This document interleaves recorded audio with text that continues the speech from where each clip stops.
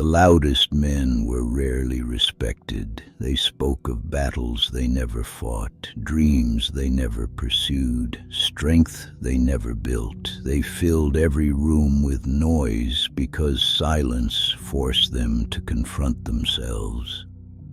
But far beyond the villages, deep in forests covered in snow and pine, lived men who rarely spoke at all. These were the shamans. Kings sought their wisdom, warriors respected them, families trusted them. But when people traveled days to hear their guidance, they were often met with silence.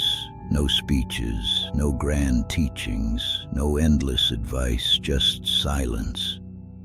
At first, this frustrated people. Young warriors would arrive seeking answers. How do I become fearless? How do I become respected?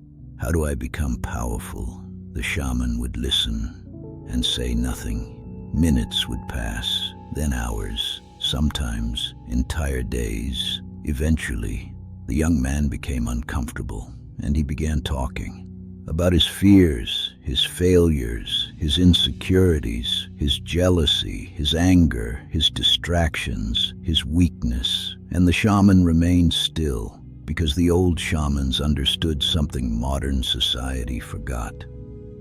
Most people do not need more advice, they need more honesty, and silence forces honesty.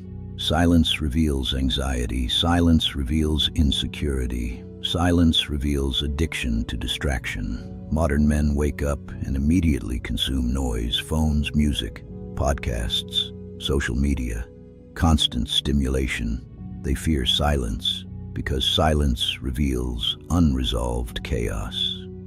The shamans trained differently. Each morning, they spent hours in silence, walking forests, watching rivers, listening to wind move through trees. They believed nature speaks quietly, and only calm men can hear it. They taught that a man who controls his tongue controls his emotions. A man who controls his emotions controls his decisions, and a man who controls his decisions controls his future.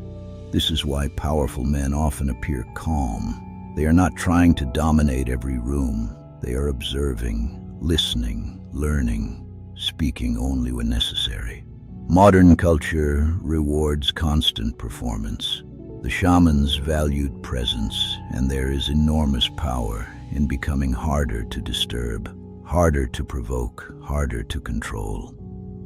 Imagine becoming the type of man whose peace cannot be stolen by chaos, whose presence calms others, whose words carry weight because they are rare. That was the way of the old shamans, and maybe it should become yours too. The old teachings remain. The codex is below.